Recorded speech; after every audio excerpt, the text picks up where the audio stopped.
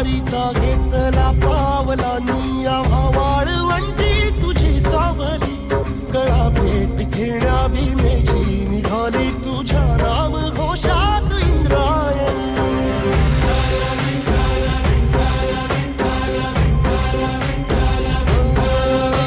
भिडे आसमंती ध्वजा वैष्णवांची उभी पंढरी आज नादावली तुझे नाव ओठी तुझे रूप ध्यानी जीवाला तुझी आस गा लागली